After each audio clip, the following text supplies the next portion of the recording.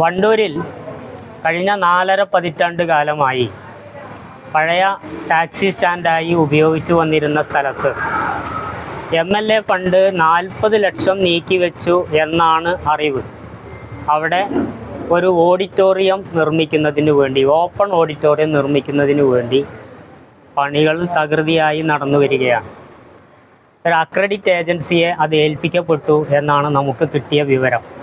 40 ലക്ഷം എന്നുള്ളത് ഇവിടുത്തെ ഏതോ സോഷ്യൽ മീഡിയകളിലൂടെ വന്ന വിവരം മാത്രമേ ഉള്ളൂ.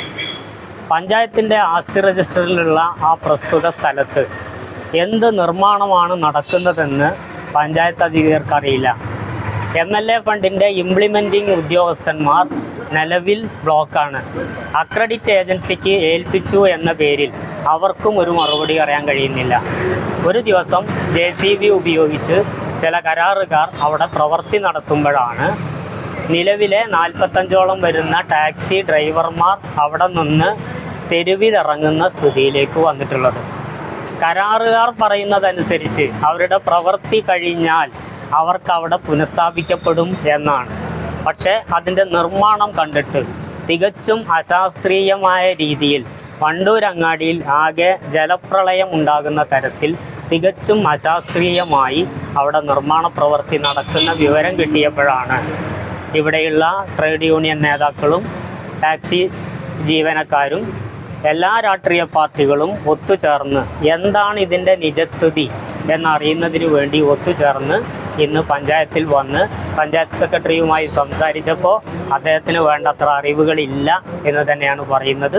അതുകൊണ്ട് ഇതിൻ്റെ ഡീറ്റെയിൽ എസ്റ്റിമേറ്റ് എന്തെല്ലാം പ്രവൃത്തിയാണ് അവിടെ നടക്കുന്നത്, എത്ര കാലത്തേക്കാണ് പഞ്ചായത്ത് ഇവർക്ക് കൈമാറിയിട്ടുള്ളത്, അത് പഞ്ചായത്തിലേക്ക് തിരിച്ചേൽപ്പിക്കുന്നുണ്ടോ, അവിടെയുള്ള ടാക്സിക്കാർക്ക് അവരുടെ പുനരധിവാസത്തിന് മാർഗമുണ്ടോ, എന്താണ് യഥാർത്ഥത്തിൽ ആ പ്രൊജക്റ്റ് തുടങ്ങിയവയെല്ലാം ദുരൂഹതയാണ്. ഇത് ഒരു തീവെട്ടിക്കൊള്ളയ്ക്കുള്ള അവസരം MLA ഒരുക്കിയിരിക്കുകയാണ്. അക്രഡിറ്റ് ഏജൻസിയുടെ പേരിൽ അവിടെ വലിയ ഒരു കൊള്ള നടക്കാൻ പോകുന്നു എന്നാണ് ഞങ്ങൾക്കറിയാൻ കഴിഞ്ഞിട്ടുള്ളത്. ഇതിന് മറുപടി പറയേണ്ടത് MLA ആണ്, ബന്ധപ്പെട്ടവരാണ്. വണ്ടൂർ ടൗണിലെ ടാക്സി സ്റ്റാൻഡായിട്ട് ഉപയോഗിക്കുന്ന പ്രൈവറ്റ് വാഹനങ്ങൾക്ക് പാർക്ക് ചെയ്യാനുള്ള ഏക സൗകര്യമുള്ള സ്ഥലം അതിൻ്റെ ഉടമയായിട്ടുള്ള വണ്ടൂർ ഗ്രാമപഞ്ചായത്തോ പ്രാദേശിക ഭരണകൂടമായിട്ടുള്ള ബ്ലോക്ക് പഞ്ചായത്തോ അറിയാണ്ട് MLA 40 ലക്ഷം രൂപ മുടക്കി അക്രഡിറ്റഡ് ഏജൻസിയെ ഏൽപ്പിച്ച് കമ്മീഷൻ പറ്റി അത് ഓഡിറ്റോറിയം എന്ന പേരിൽ ഏകദേശം റോഡിൽ നിന്ന് 3.5-4 അടി ഉയരത്തിൽ മനുഷ്യയോഗ്യമല്ലാത്ത പൊതുജനങ്ങൾക്ക് ഉപയോഗിക്കാൻ കഴിയാത്ത രൂപത്തിൽ അശാസ്ത്രീയമായി ടാക്സി സ്റ്റാൻഡ് പോലും ഒഴിവാക്കിക്കൊണ്ടാണ് പ്രവൃത്തി നടക്കുന്നത് എന്നുള്ള പൊതുജനങ്ങളുടെ പരാതി ഞങ്ങൾ അത്തരം പോയി പരിശോധിച്ചു. ഇപ്പോൾ എസ്റ്റിമേറ്റ് പ്രകാരമുള്ള വർക്ക് നടക്കുകയാണെങ്കിൽ അത് അശാസ്ത്രീയമാണ്.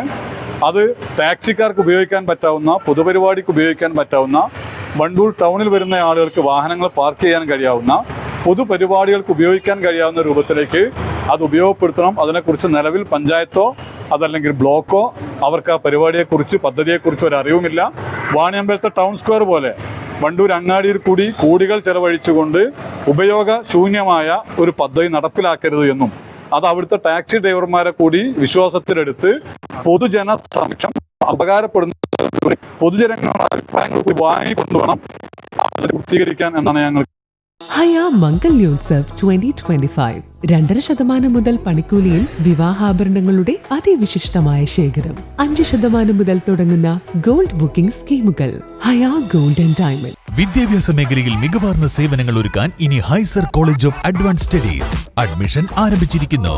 ഹൈസർ college of advance studies Thiruvali, Poonthottam, Pathiriyal, Malappuram.